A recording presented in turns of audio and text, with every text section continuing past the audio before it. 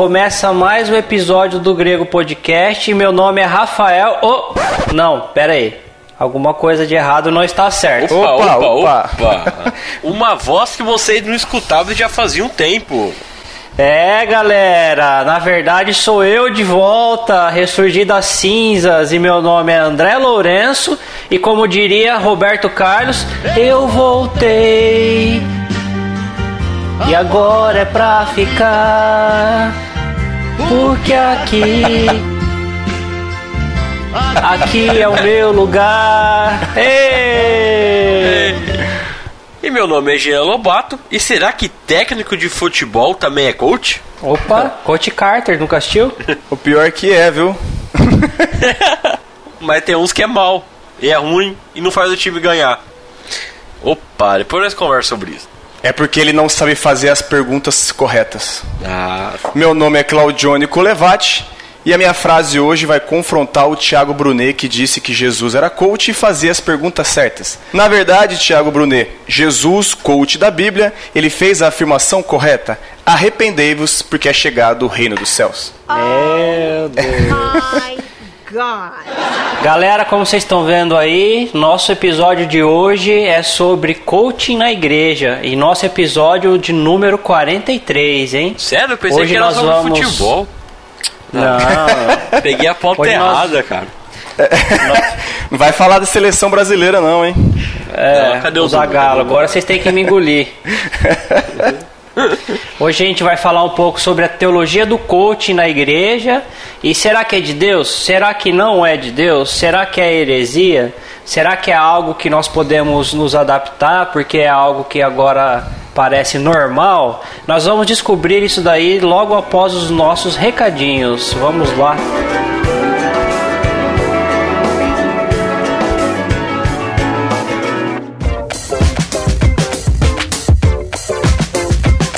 E aí, pessoal, tudo bom?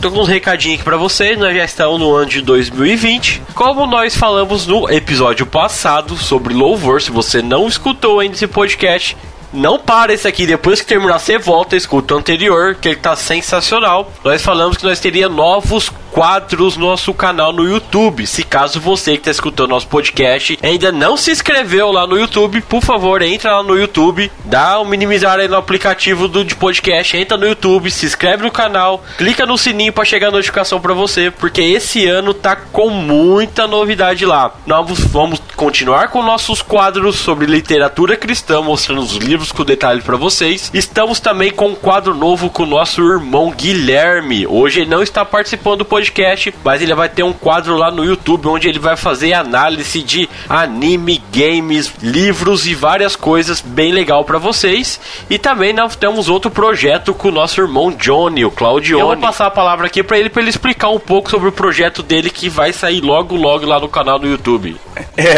Opa galera, tudo bem? Como o Jean falou, né, nós estamos com um novo quadro. Nós faremos agora análise de letras, né? O nosso quadro ele já tem nome, né? Mas vou deixar em suspense aí para que vocês fiquem aguardando o vídeo quando estiver pronto para ser estiver editado. Já gravamos o nosso primeiro episódio e creio que ficou muito bom e espero que com o tempo a gente consiga melhorar. Vá lá, assista o nosso canal, curte, compartilhe o nosso vídeo. Se gostou, comente. Se não gostou, comente, dê sugestão. O importante é você ir lá e ver o do grego, porque o do grego vai dominar o mundo. É isso aí. Tá roubando sua fala, Jean. Você viu?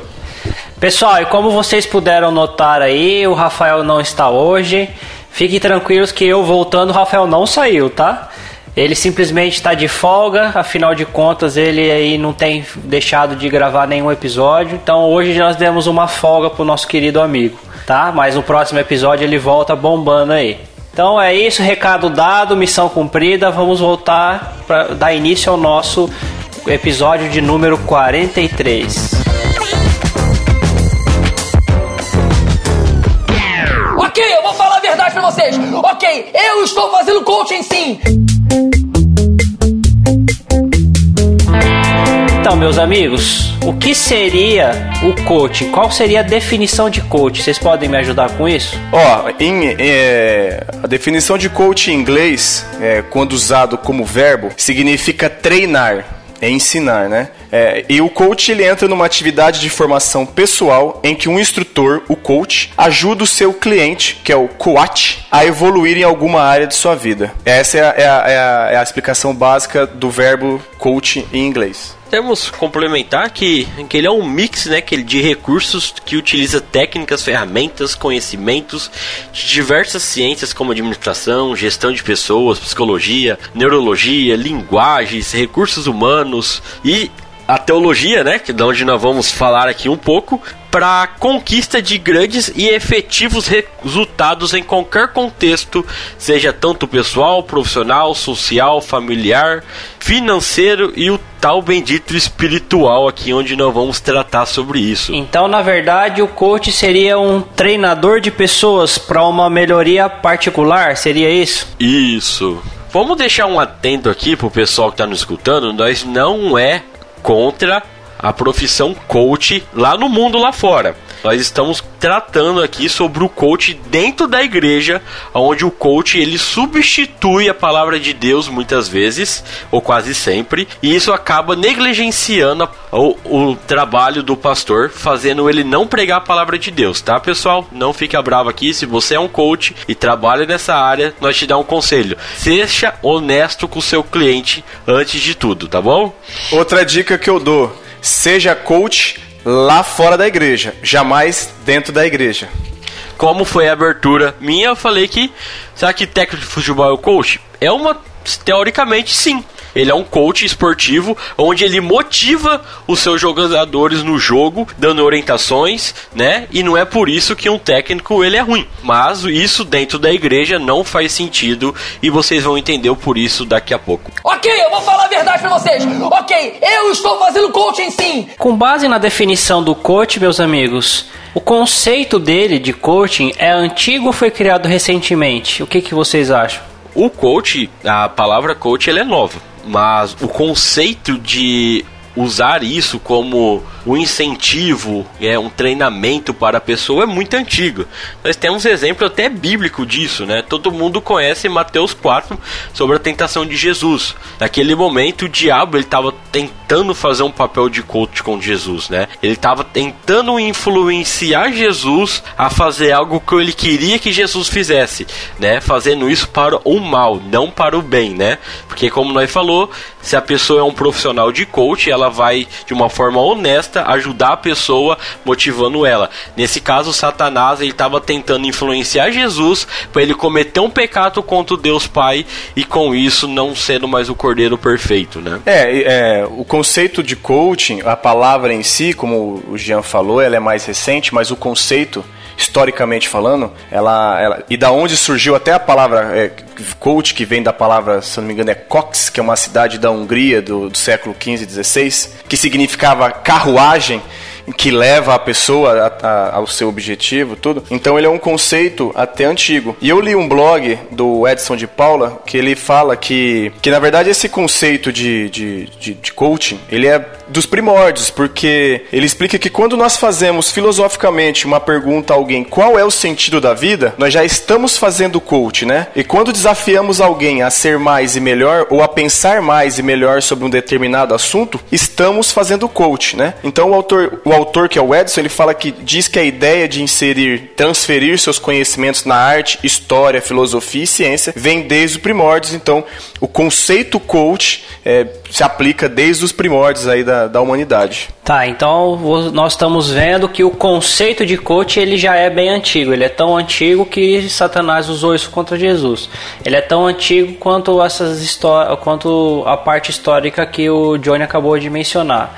Sim. Só que esse termo ele foi começado a ser usado dentro da igreja recentemente, como vocês também mencionaram. Sim. Né? Por que as igrejas elas se tornaram tão adeptas a esses movimentos? De onde saiu essa base doutrinária e por que isso aí vem junto com uma busca por resultados imediatos? Eu vou contar aqui pra vocês uma teoria que eu criei já faz uns bom tempo, que eu chamo de crente bonsai, né? Lá vem. Já é terrível. Todo mundo sabe o que é bonsai. Bonsai é aquelas pequenas arvrinhas que é plantada em vasos, né, pequeno. E essas árvores duram anos e anos. Tem bonsai de mais de 100 anos de idade, que é passado de geração em geração. Jean, oi. Só pra te ajudar, o bonsai é a arvinha do seu Miyagi. Isso aí agora mesmo. Todo mundo vai saber. Ele vai lá na montanha catar arvrinha pra cultivar, né? Eu não lembro. Não tem isso no filme? Tem, não tem? Não sei, eu sei que ele cuida dos bonsai. Ele trabalha com bonsai, seu Miyagi. É uma técnica asiática, né? Japonesa, muito forte para eles. E no Brasil tem muitos hábitos para isso. Por que eu falo crente bonsai? O bonsai é uma árvore muito delicada, onde as suas raízes estão dentro de um vaso minúsculo. Então ela precisa de muito cuidado, muito preparo. Se você não regar um dia o seu bonsai, ele morre, porque ele não tem terra, não tem substrato suficiente para ele ficar úmido e assim sobreviver. Você tem que adubar constantemente, porque não tem nutrientes na terra. Então ele está limitado a um negócio minúsculo, né? Ele não tem um vaso grande para ele poder expandir. Como que o vaso é pequeno, esse bonsai ele nunca passa de um determinado tamanho, porque é a poda, a amarração. Se você quer conhecer um pouquinho mais de bonsai, pessoal, eu vou indicar para vocês um canal no YouTube chamado ABC do Bonsai, né? E lá ele vai explicar várias coisas, então você tira suas dúvidas lá com vários vídeos, né? Eu sei disso porque um tempo atrás eu acabei cuidando de bonsai, e é legal cuidar, mas haja muito tempo. E eu coloquei esse nome de crente bonsai porque existe muitos crentes dentro de igrejas que eles necessitam e querem desse cuidado constante para eles. Quer dizer, se você não ligar para ele todo dia e perguntar como tá, a pessoa fica extremamente chateada, magoada. Você tem que cuidar dessa pessoa todo dia, toda hora. Todo problema que ele ele quer resolver com o seu líder. Ele não consegue sobreviver por conta própria dentro da igreja. Ele precisa de uma pessoa constantemente ajudando ele, porque ele não tem fé espiritual sozinho para ele continuar sua vida cristã, né? Todo mundo sabemos que no começo da pessoa, né, ela precisa de um cuidado, mas chega um certo tempo que o crente vira maduro, então ele consegue caminhar sozinho dentro da igreja. Já o crente bonsai, ele não, ele precisa desse cuidado constante. E por causa toda essa história que eu falei, isso é um dos principais motivos do que a teologia coach foi implantada dentro das igrejas. As pessoas têm essa necessidade tão grande de ser cuidada, que ela precisa de uma pessoa orientando e falando para ela, você tem que fazer isso, você faz isso, você faz aquilo, agora você faz isso. Ela não consegue por conta própria ler a Bíblia e entender o que ela precisa fazer para sobreviver. Tá aparecendo até aqueles bichinhos virtual, vocês lembram? Também, nós pode colocar o bichinho crente virtual. Tem vários nomes para isso. Parecendo o Pô, aquele aplicativo do Android também. Nossa, é verdade, hein? Quem nunca brincou com o Pô, hein?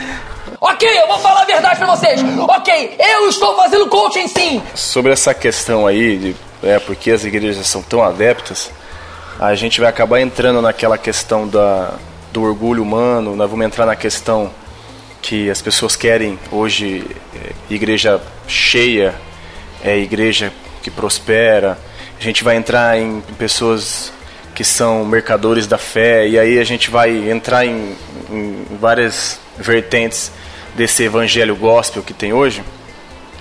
Eu acho que principalmente ele está sendo tão adepto porque assim, ele afaga o ego, né? Ele faz crescer o número de clientes, ou quer dizer, de cristãos, né? Clientes não, de cristãos, né?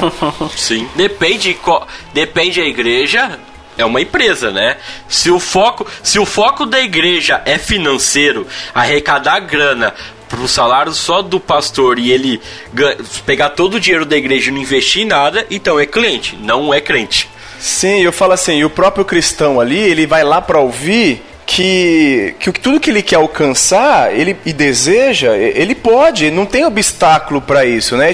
E que Deus, como instrumento, não o ser humano o instrumento de Deus, mas Deus sendo o instrumento, vai sim ajudá-la a conquistar. E em muitos casos Deus nem aparece, que ele por si só pode realizar.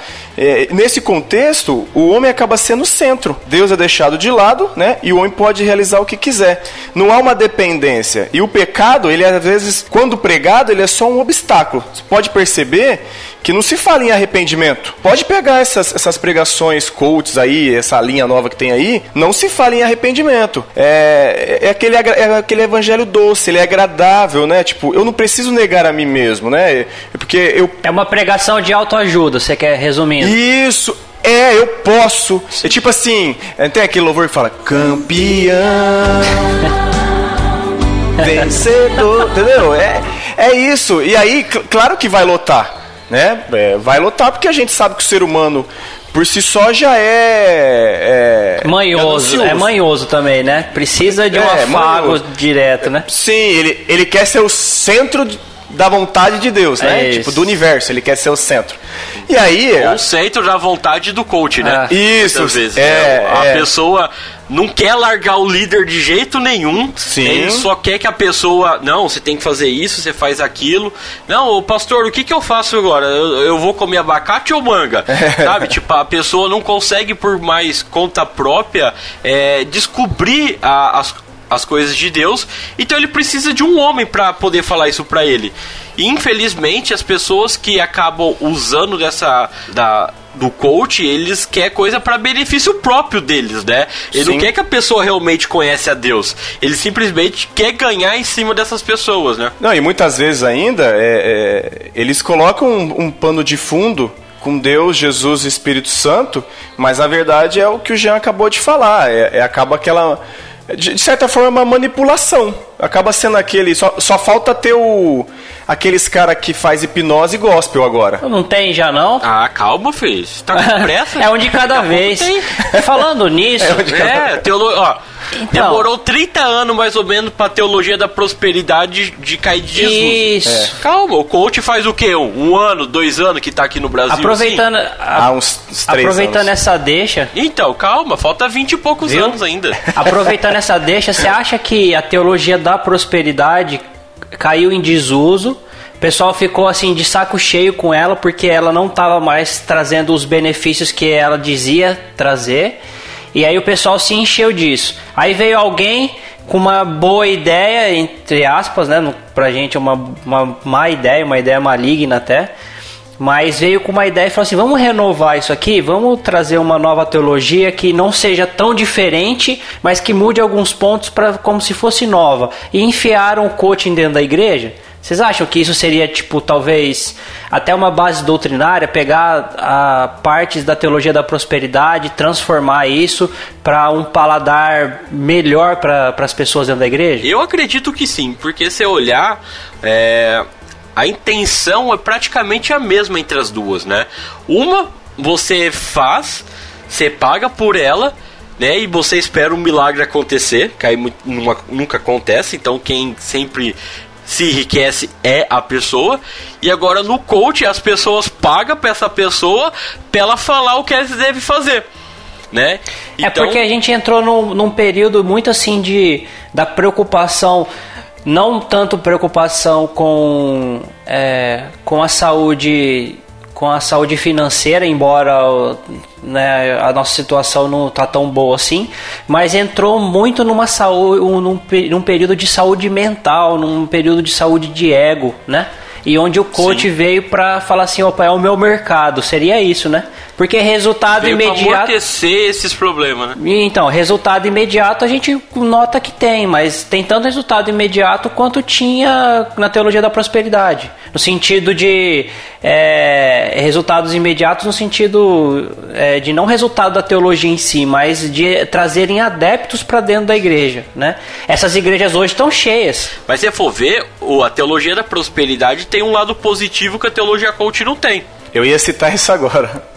Não, as duas teologias são demoníacas, isso elas se igualam perfeitamente. Mas o algo de pró a favor da teologia da prosperidade, pelo menos ainda é Deus. Olha só, ele falou algo de pró, gente. Você vê que o negócio tá brincadeira, pessoal.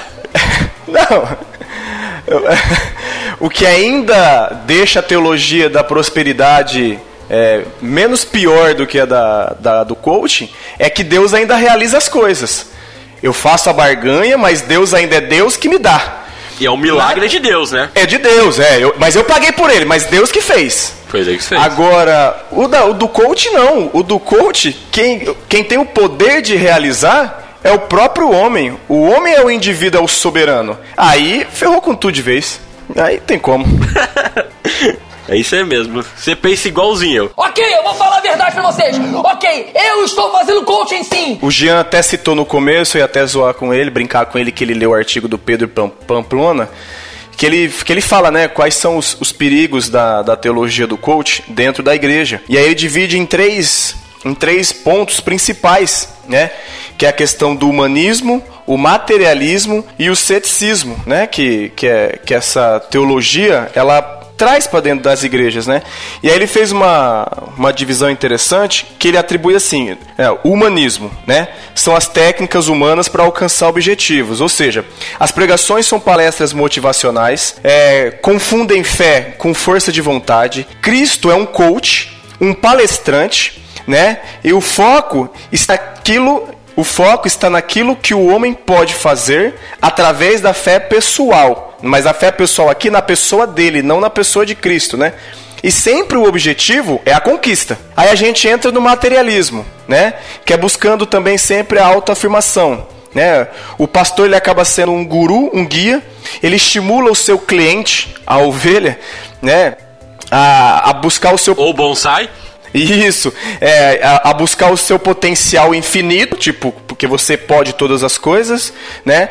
Para que você conquiste tudo o que deseja. Nisso a gente chega no ceticismo, que aí é o humanismo e materialismo são as marcas do cético, né?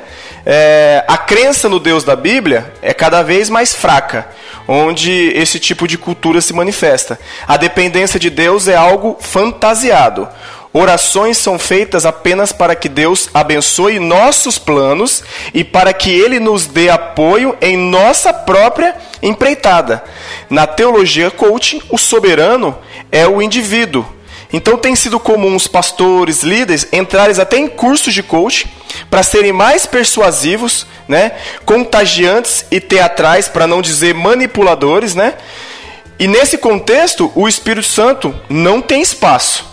Você pode buscar, não tem espaço. Sempre o homem é o centro, ele pode realizar todo o que desejar. Basta responder as perguntas corretas.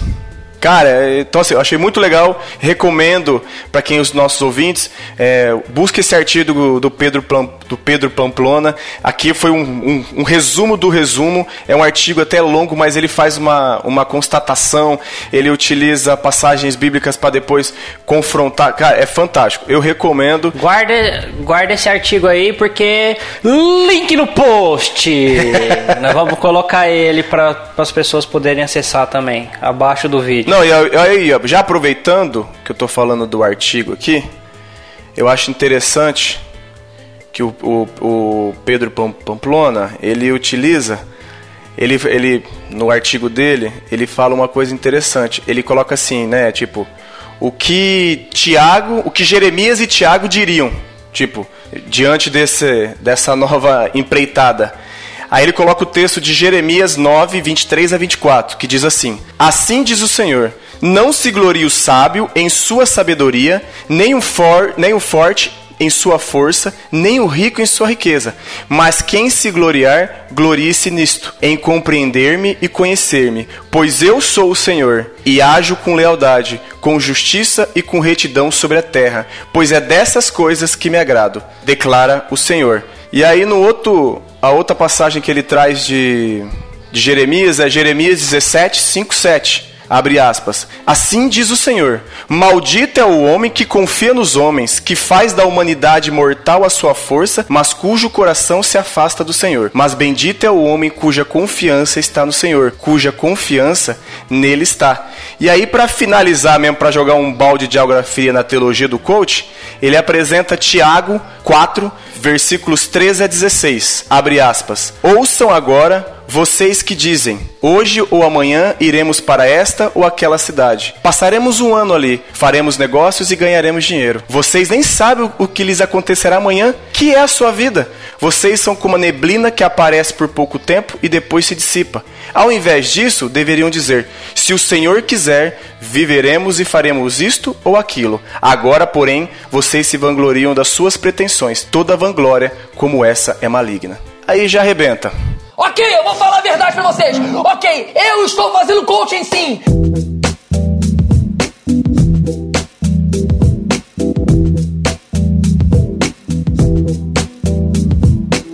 Falando nisso, então, vamos pra parte mais treteira do nosso episódio. Eu não gosto de treta. Eu não gosto de treta. Com nossos membros mais treteiros, o Sr. André e o Sr. Johnny. Eu tô de boa. Eu tenho certeza que na hora que fala em treta, o olhinho do Johnny brilha, os pelinhos do braço dele chega a arrepia. Então vamos aproveitar, galera, e entrar na parte que a gente vai discutir algumas das frases mais icônicas desses grandes arquitetos do coaching aí, esses grandes líderes de coaching dentro das igrejas. A primeira frase é essa: da Bíblia e do Evangelho, Jesus é o centro, mas do coração de Jesus você é o centro. David Leonardo. Que isso? Eu queria saber que Bíblia que esses caras leem, cara, não é possível. Teologia, a Bíblia Coach. Deve ter, porque só pode, cara. Bom, com base nisso aqui, a gente tem alguns versículos para alguns versículos e trechos para dar uma analisada, né? Para ver se realmente a Bíblia Eu queria dar uma dica para os nossos queridos ouvintes. Duas coisas. Primeiro, o que norteia todo cristão é a palavra de Deus. A palavra de Deus é que ela vai ser a única regra de fé e prática que a gente deve ter, e com base nela a gente deve proceder, seja para fazer as coisas, seja para não fazer as coisas. Dito isso, quem nos capacita para conseguir pôr isso em prática é o Espírito Santo, certo? Dito isso, o Espírito Santo nunca vai conduzir ninguém contrário às Escrituras. O Espírito Santo nunca vai falar, nunca vai mostrar, nunca vai conduzir, nunca vai guiar ninguém no que é contrário às Escrituras, porque ele próprio foi o inspirador do homem para as Escrituras, né? Então, essas pessoas que falam esse tipo de coisa, no caso o David Leonardo, que nos desculpe aí se a gente está sendo muito crítico em relação a ele, por enquanto, nós vamos dizer que é a palavra de Deus e é o auxílio do Espírito Santo que nos faz contrapor esse argumento dele. Porque, vamos lá ver em João 4,34 o que a Escritura diz.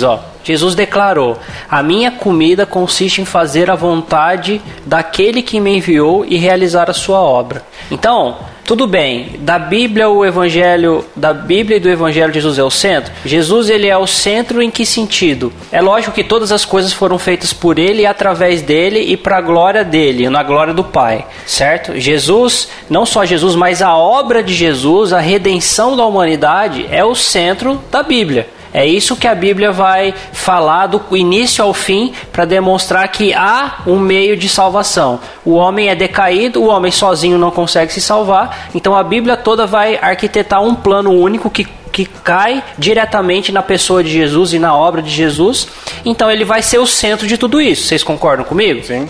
Então tá. Então Jesus, ele é o centro do Evangelho e da Bíblia. Beleza, David Leonardo. Palmas para você. Mas do coração de Jesus, o indivíduo é o centro, a pessoa é o centro. A gente discorda com base nesse texto, porque Jesus, ele declara que a minha comida consiste em fazer a vontade daquele que me enviou e realizar a sua obra. Então, a vontade de Jesus, o desejo de Jesus, o que alimenta o íntimo de Jesus, não é a pessoa, não é um indivíduo. É fazer a vontade do Pai, é fazer a obra que ele realizou, que é a obra da redenção. Então Jesus, ele continua sendo o centro e a obra dele continua sendo o centro. E no coração dele, o que está no centro? fazer a vontade do meu Pai. Olha o que João 6, 38 e 39 diz.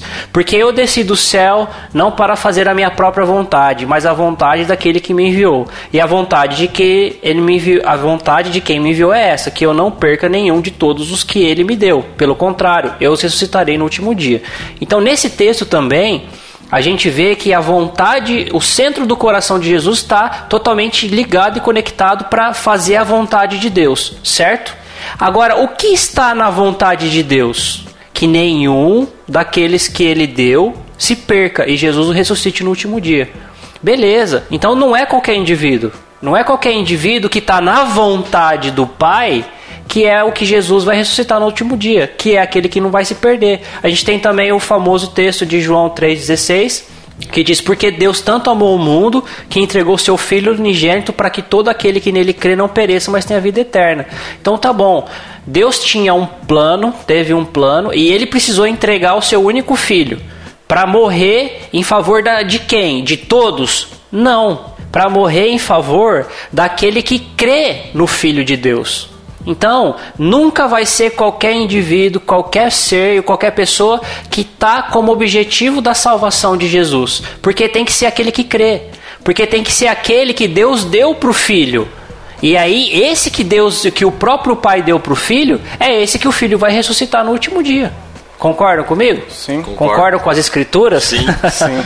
Se não concordasse, era perigoso. Ok, eu vou falar a verdade pra vocês. Ok, eu estou fazendo coaching sim. Vocês podem acrescentar o que para nos ajudar em relação a isso? Não, ó, a gente pode... Eu peguei o texto de João 13, 31 a 32, onde fala, tendo ele, pois, saído, disse Jesus, agora é glorificado o Filho do Homem e Deus é glorificado nele. Se Deus é glorificado nele, também Deus o glorificará em si mesmo e logo o há de glorificar. Fazendo só complemento àquilo que você falou. A vontade de Jesus desde o início foi glorificar a Deus Pai. Não há dúvida sobre isso. O centro da vontade de Jesus não foi a raça humana, foi glorificar a Deus. Porque a obra da salvação, no sentido da redenção do ser humano, é para glorificar a Deus. Nós não temos méritos nenhum. Não há méritos em nós. Há mérito em Jesus, em Deus, em ser misericordioso e desejou salvar alguns para Ele. E isso quem fala não somos nós, é a Bíblia que fala isso. Como nós vimos lá no Jardim de Getsêmani, Jesus fala para Deus fazer a sua vontade, né? Jesus está aqui para fazer a vontade de Deus, não a nossa vontade, né? Sim. Boa, Jean, ele não chega e ele não ora assim, Senhor, o Senhor me enviou, meu Pai, e agora cumpre os desejos do meu coração. Ele não fala isso. Não. Né, Jean? Não. O que ele fala? Ele fala se é possível não fazer, mas que faça a sua vontade. Ele está aqui para servir a Deus. Faz a vontade do Pai, né? Pai. Não é isso? Isso. E justamente. Sim. Não, esse pessoal que coloca... Eu não sei, é porque assim... Quando fala essas frases de efeito, é como a gente estava explicando. Eles querem impactar. Ali a busca é para tentar mexer com as emoções, que aí acaba indo pro emocionalismo. Então eles falam essas frases de efeito para a pessoa se sentir o centro mesmo. Tipo, é um coach mesmo, é um negócio de autoajuda. Ele vai estar falando aquilo que as pessoas querem ouvir. Quando ele fala um negócio desse, as pessoas choram, se derramam e dá glória a Deus ainda. Só para complementar o que nós falou aquela hora, lá em Mateus 26... versículo 42 fala assim, retirando-se pela segunda vez, orou de novo dizendo, meu Pai, se não é possível que este cálice passe de mim, sem que eu beba, faça a tua vontade. Né? Quer dizer, Jesus estava aqui para cumprir o quê? A vontade do Pai, né? Então quando ele fala que nós estamos no coração de Jesus, não. O que está no coração de Jesus é a vontade de Deus, né? Que o plano seguisse certo para que hoje nós podemos ter acesso à salvação, né? Porque já pensou Jesus não morre na cruz? Morreu. Morreu mesmo. Não tem redenção. Só pra você ter ideia, mais ou menos existe quantas pessoas no mundo? Bilhões. Uns 9 bilhões de pessoas, por né? aí. Deixa eu só confirmar aqui no Google. 7,53 bilhões de pessoas tinha no ano de 2017. Foi o último censo que teve. Rapaz, com a China reproduzindo o que ela reproduz, já tá nos 9. Não, só se nós ter ideia. Imagine, quantas pessoas nós achamos mais ou menos que no mundo são cristãs? Ah, 1/3 disso talvez. Nem isso. Não sei. Cristão, acho que 1/3. Se 1/3 tiver é muito, mas eu acho que não. Não, quando se fala cristão, é cerca mais ou menos de 2,3 bilhões de pessoas. Certo. Que acredita no cristianismo. Imagine todo mundo fazendo um sacrifício. Será que ia ter carne pra nós comer? Quem ia comer seria só os sacerdotes e os levitas. Ia ficar bem gordinho. Então, se Jesus não fizesse a vontade do Pai naquele momento, hoje nós não teremos acesso a Deus. Hoje nós não teremos acesso à salvação. Hoje, quando nós morremos, nós não iríamos para o céu. Porque tudo precisava ser feito naquele momento. Jesus precisava morrer na cruz. Então por isso que ele estava aqui, para cumprir a vontade do Pai e não a vontade dele. Eu vou citar aqui, Efésios 1:11. Mais uma para confrontar essa frase do David Leonardo. David Leonardo, na hora que você ouviu o podcast, vai ler a Bíblia, hein? Nele digo, em quem também fomos feitos herança, havendo sido predestinados, conforme o propósito daquele que faz todas as coisas, segundo o conselho da sua vontade. Efésios 1:11.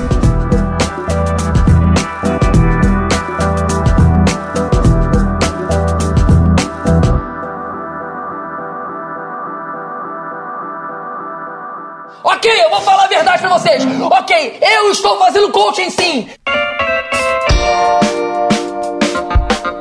Tava vindo uma pregação do Nicodemos ontem, lá no Old School.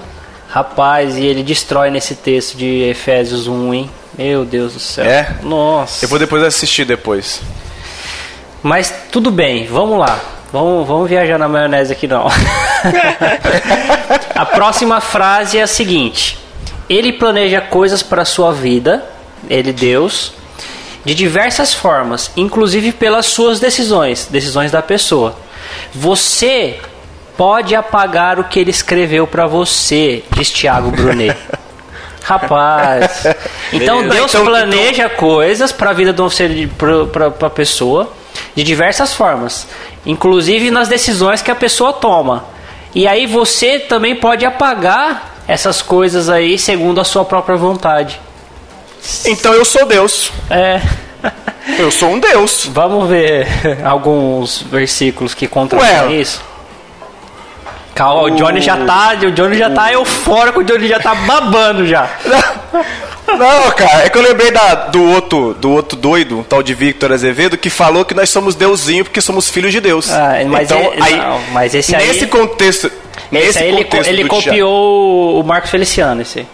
Sim, então, mas nesse contexto do Thiago Brunet, pegando a frase do Victor Azevedo, casa. Porque se eu posso apagar aquilo que Deus escreveu, eu sou um Deus. Pois é, né? Vamos ver alguns versículos que, antes que o Johnny destrua tudo, alguns versículos que contrapõem isso, tá?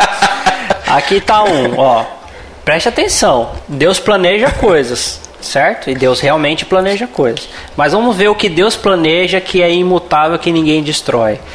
Em Efésios 1, do 4 ao 5, diz o seguinte: antes da fundação do mundo, Deus nos escolheu nele para sermos santos e irrepreensíveis diante dele. Em amor nos predestinou para ele, para sermos adotados como seus filhos por meio de Jesus Cristo, segundo o propósito de sua vontade. Amigo, isso aqui é um plano de Deus e você não vai desfazer isso de jeito nenhum.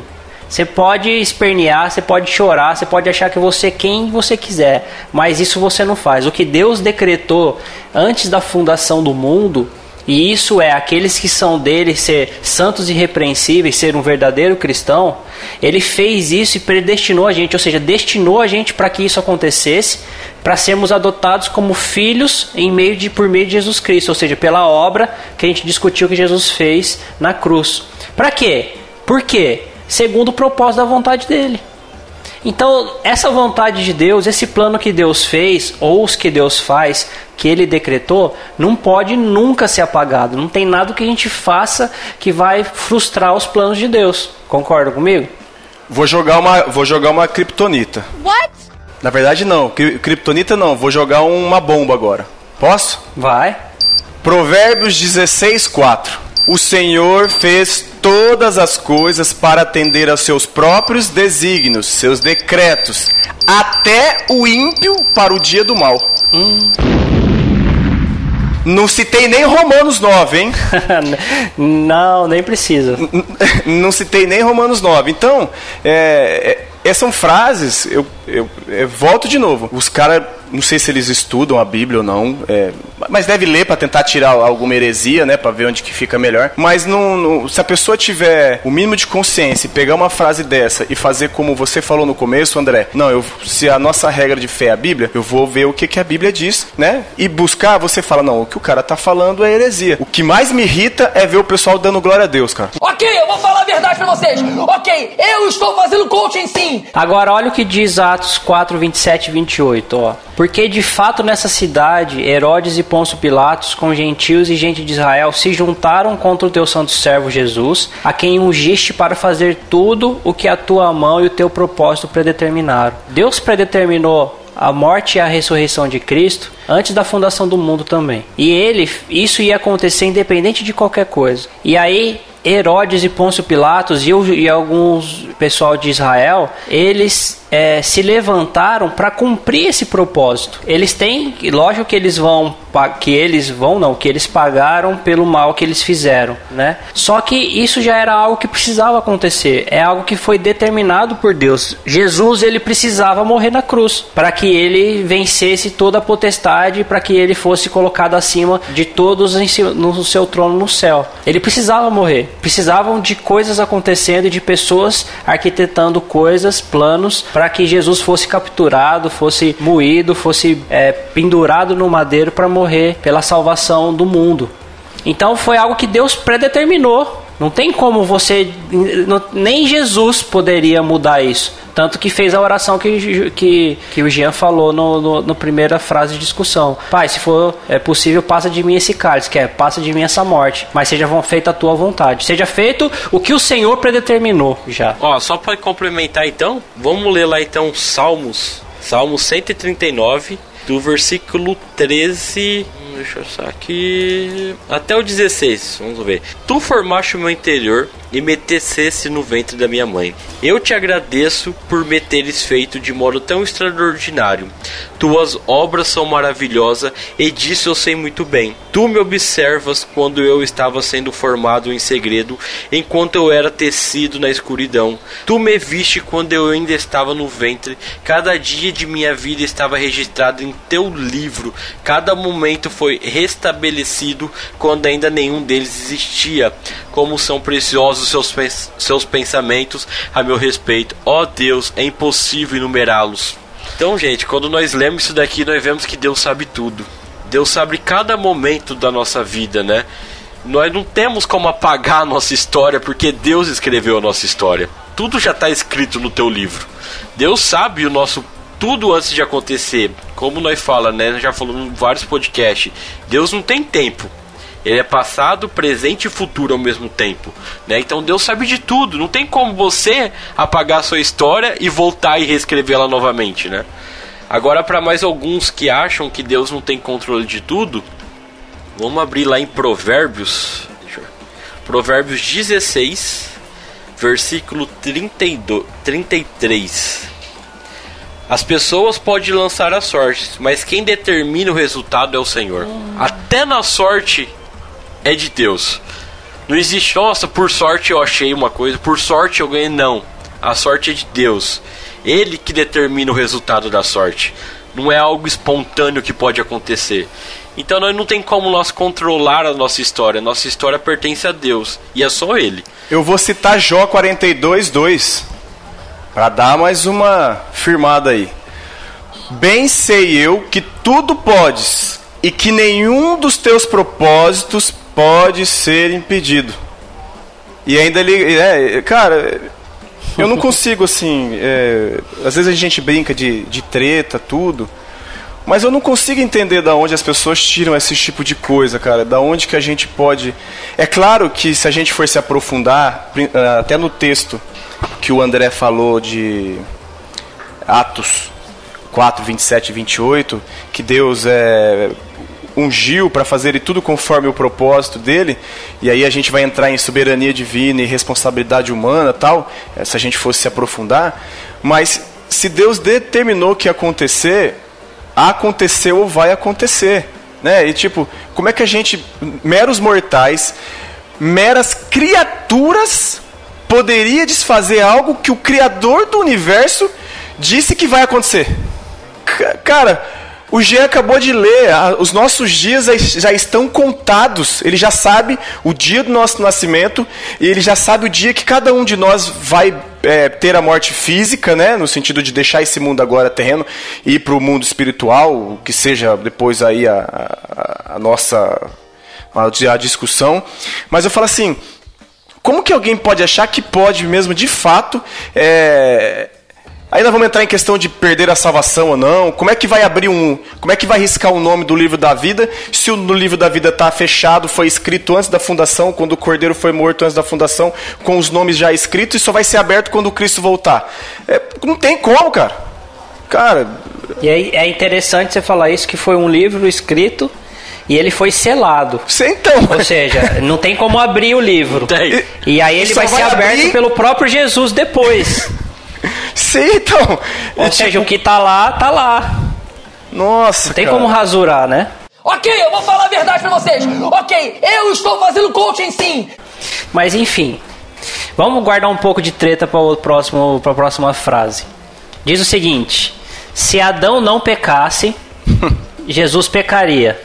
Pronto. Quando olho para Deus e me olho, vejo que sou tão justo quanto ele. Azevedo. Rapaz, outro. Aqui. Eu tô falando, é outro Deus.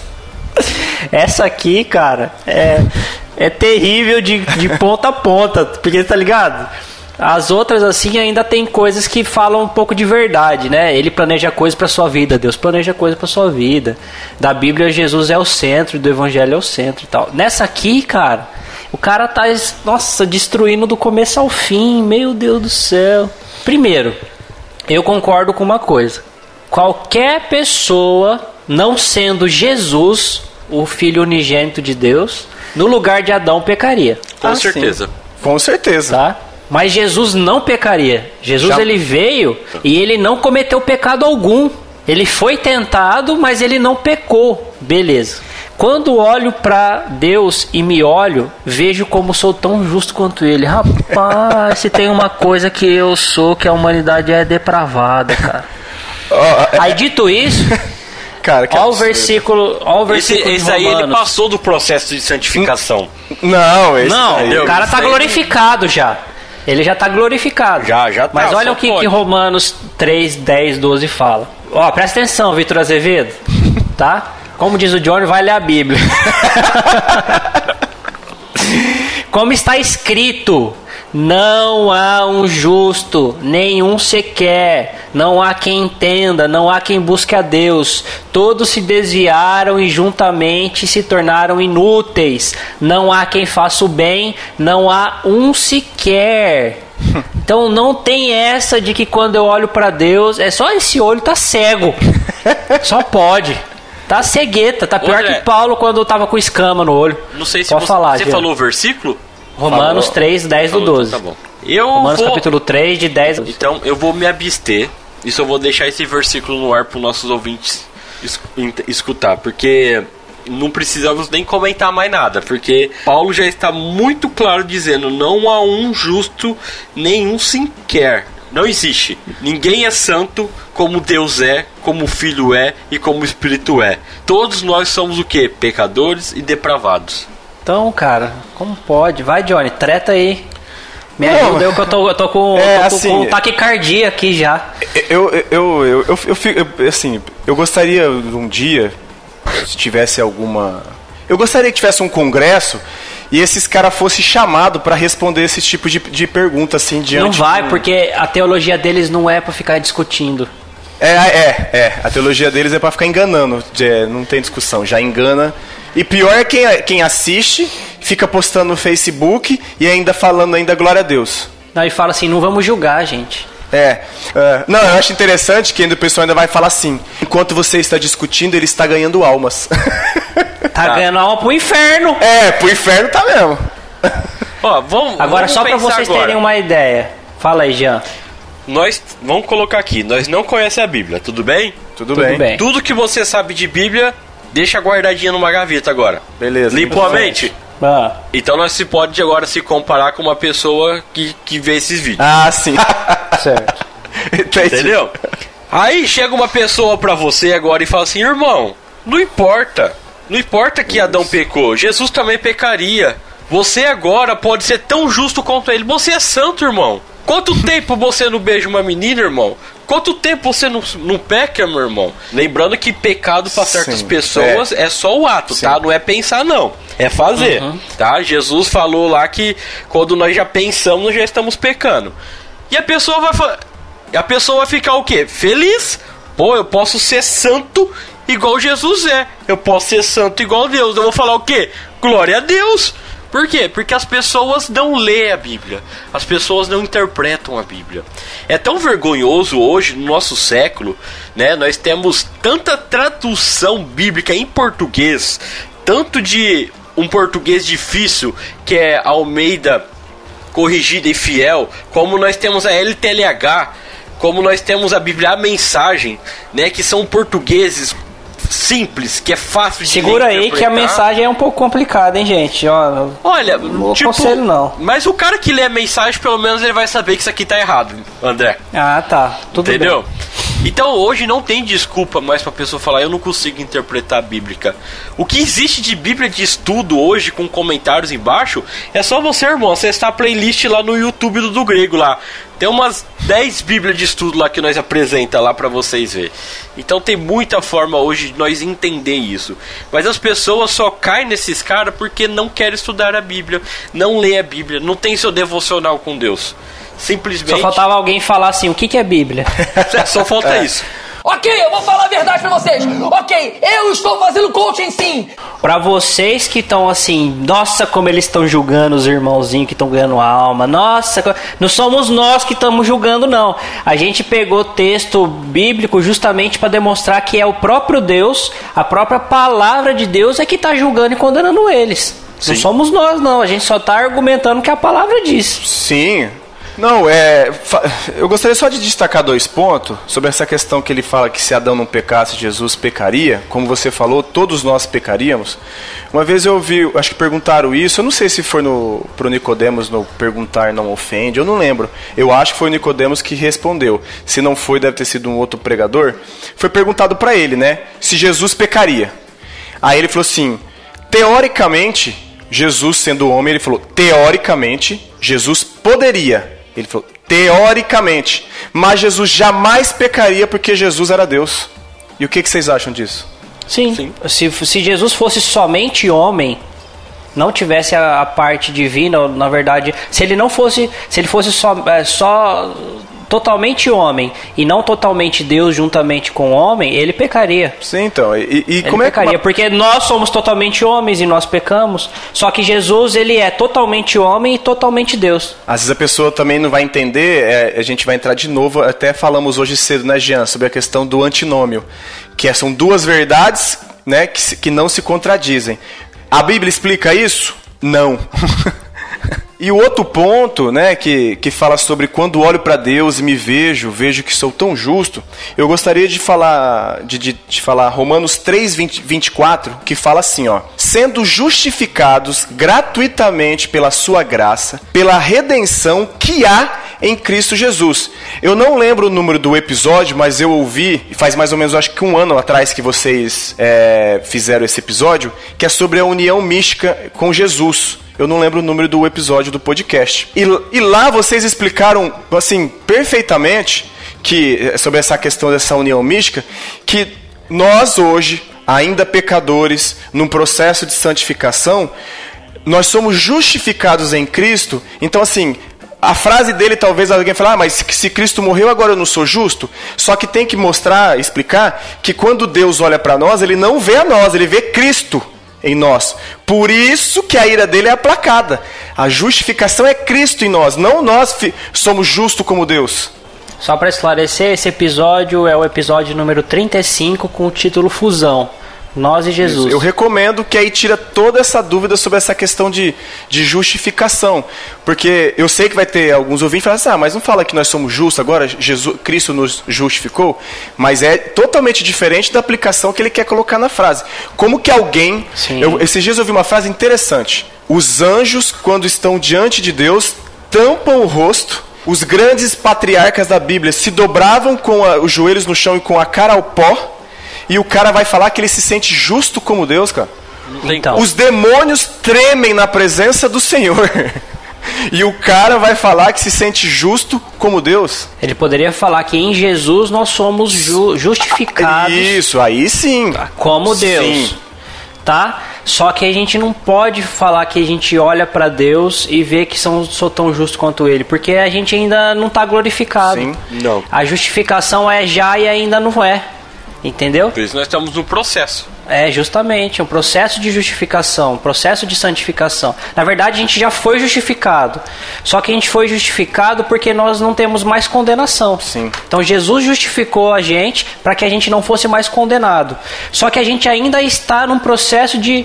A gente ainda está numa prática de injustiça. Sim. É aquele negócio, conversão, justificação, santificação e glorificação. Justamente. Do jeito que ele fala, dá a impressão que a glorificação já aconteceu. Sim, e sim. Do jeito que ele fala... Mas aí a gente pode até questionar o seguinte. Mesmo nós salvos, glorificados, seríamos justos como Deus? Então, vou complicar um pouco mais. Se nós estamos em Cristo e fomos unidos misticamente com Ele, e nós não somos condenados porque Deus olha para Jesus, olha para a gente e vê Jesus, correto? Correto. Nós somos parte do corpo de Cristo, onde Ele é o cabeça, tá? Então, quando a gente, nesse aspecto, quando a gente olha, não é a gente está olhando, seria Jesus está olhando para o Pai. Sim. Tá? E o Filho é tão justo quanto o Pai. Sim. Sim. Tá? Só que a gente, na nossa humanidade ainda e pecaminosidade, a gente nunca pode dizer isso, na nossa condição. Sim. Esse é o ponto. O Filho é tão justo quanto o Pai. Sim. Primogênito. Agora nós não somos. Nós fomos justificados por Ele. Nós estamos nele aguardando o final da nossa redenção, aguardando a nossa glorificação. Mas nós ainda não podemos ter essa audácia e essa arrogância de falar que somos tão justos quanto Ele. Para mim é pura soberba. Uma criatura dizer que é justo como Criador. Eu querer se igualar. Para mim é pura soberba isso. Demoníaca. Demoníaca. Mas era aí que o sacerdote, os escribas e os fariseus falavam para Jesus. E por isso que falavam que ele tinha que ser apedrejado, tinha que ser crucificado por causa disso. Porque eles falam assim, como uma criatura, uma pessoa pode se considerar igual a Deus. Sim. Só que eles se esqueciam do Messias. Ah, né? Sim, é. O nosso Messias já veio, né? Para eles ainda não veio. Sim. Então, enfim, de qualquer forma, nós não conseguimos olhar para o Pai com os olhos de Jesus. Quem falar que consegue olhar, não consegue. Eu desconsidero totalmente. Se nós não conseguimos olhar para o Pai com os olhos de Jesus, certo? No pé de igualdade, não podemos falar isso para Ele. Sim.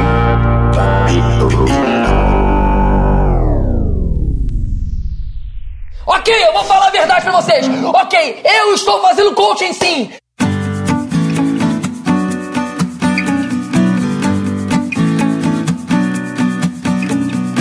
Então, para finalizar e para mostrar que... Para mostrar não, mas concluindo o nosso episódio.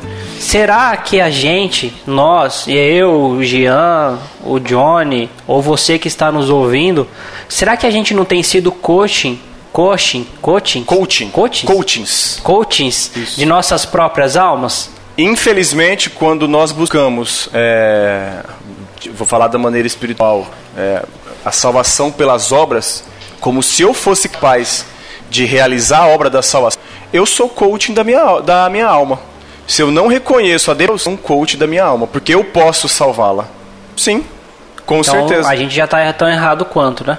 Nesse aspecto. Eu falo que há muito tempo atrás, eu era coach de mim mesmo. Porque eu entendia que eu tinha o poder de realizar as coisas. Eu não precisava de Deus, eu corri atrás da minha salvação, né? Eu conseguia tudo que eu precisaria, eu ia conseguir por mérito próprio, mas graças a Deus e a sua palavra que nos liberta do nosso erro, hoje eu entendo que eu necessito dele para tudo. Para cada dia da minha vida, para cada momento do meu trabalho. E se não fosse a obra de Cristo na cruz, hoje eu não poderia ter acesso a Deus e acesso à salvação, porque foi Ele que morreu por nós, né? Então, querido ouvinte, se você está ouvindo esse nosso episódio e conseguiu chegar até aqui, você pode ver que quando qualquer pessoa se considera capaz de algum mérito com boas obras ou qualquer coisa que seja para conseguir a salvação, está sendo coaching da própria alma. Sim. Porque é o que o Jean acabou de dizer. Jesus que morreu, Jesus se doou, pagou o preço com sangue, ele cumpriu toda a lei, toda a vontade de Deus para que nós fôssemos justificados em meio ao preço que ele pagou na cruz. Então é de graça isso, é pela graça de Deus, é pela vontade do Pai, é porque o Pai quis salvar a gente, porque a gente correspondeu com esse impulso, com esse desejo, com esse propósito de Deus para a salvação do perdido, que a gente consegue alcançar e vislumbrar a nossa salvação. Não é por nenhum mérito nosso. Eu posso citar Efésios, André? Claro que pode. Efésios 2, do versículo 4 até o 10. Mas Deus, que é riquíssimo em misericórdia, pelo seu muito amor com que nos amou, estando nós ainda mortos em nossas ofensas, nos vivificou juntamente com Cristo. Pela graça sois salvos. E nos ressuscitou juntamente com Ele, e nos fez assentar nos lugares celestiais em Cristo Jesus, para mostrar nos séculos vindouros as abundantes riquezas da sua graça, pela sua benignidade para conosco em Cristo Jesus. Porque pela graça sois salvos, por meio da fé. E isto não vem de vós, é dom de Deus. Não vem das obras para que ninguém se glorie. Porque somos feitura sua, criados em Cristo Jesus para boas obras, as quais Deus preparou para que andássemos nela. Como o Jean falou, como o André falou, se a gente observar Efésios, você confrontar todas essas 3 ou 4 frases aqui que a gente citou, você pode reparar que nenhuma das frases fala de arrependimento, de inferno ou de salvação. Pode questionar, pode reparar. E em simples versículo aqui, já falou da misericórdia de Deus, e quem realiza a obra é Deus e através de Cristo Jesus. E também que ele fala aqui no finalzinho que você leu, que de antemão ele preparou que nós andássemos nela. Quer dizer, de antemão ele nos preparou as suas obras já para nós fazer. Nós não vamos fazer por conta própria as obras de Deus. Nós só vamos fazer as obras para Deus porque de antemão ele já nos preparou e vai nos capacitar para nós poder fazer. Não por conta própria, mas sim pela sua vontade e pela sua graça, né? Então eu não consigo apagar as obras que Deus deixou pronto para eu fazer. Claro que não. Já está escrito. Não. Então, Thiago Brunet, abraço. Pessoal, é isso aí. Vocês têm mais algum complemento? Eu deixo como recado. Pessoal, fujam dessas pregações coach. Desligam a televisão, não entra no YouTube, não liga o celular. Fujam dessas coisas. Tudo isso é demoníaco, isso te afasta da verdade bíblica, isso te afasta de Cristo. Como o Jean citou muito sabiamente, às vezes a gente fica preocupado em não pecar no sentido de realizar algo, ou até no pensamento, mas você que fica buscando esse tipo de coisa que é de ordem demoníaca, você está colocando outra coisa no lugar de Cristo, e nesse momento você está sendo um idólatra, porque quem segue esse tipo de pessoa é idólatra e está sendo enganado e está sendo levado para o inferno, tá? Tudo isso daí é heresia. Deus abençoe a todos. Heresia! Heresia!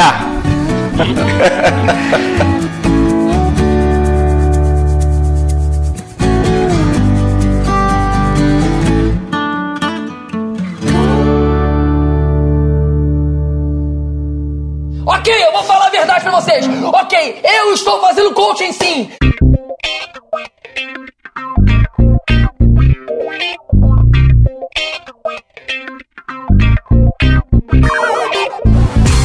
É isso aí, pessoal. Você que chegou até aqui com a gente, você que gostou do nosso episódio, curta ele, compartilha.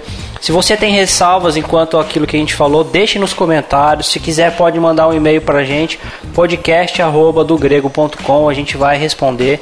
Não nos ofenda, por favor. Nossa intenção também não era ofender ninguém, era simplesmente que vocês conhecessem a verdade e a verdade libertasse cada um de vocês. Porque nós também éramos errados nisso, como o Jean próprio falou, já fomos coaching das nossas próprias almas, e uma vez conhecendo a verdade, a palavra de Deus, a verdade nos libertou. Esse é o nosso desejo em propagar esse episódio de hoje, tá? Eu vou ficando por aqui, meu nome é André Lourenço e eu deixo para vocês o versículo de 2 Pedro 2:1, que diz o seguinte: assim como no meio do povo surgiram falsos profetas, assim também haverá entre vós falsos mestres, os quais introduzirão dissimuladamente heresias destruidoras, até ao ponto de renegarem o soberano Senhor que os resgatou, trazendo sobre si mesmos repentina destruição.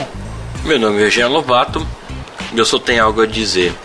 Leia a Bíblia e a palavra de Deus te libertará de todo engano e de toda a maldade desse mundo. Meu nome é Claudione Colevati e eu vou citar novamente Jeremias 17, de 5 a 7.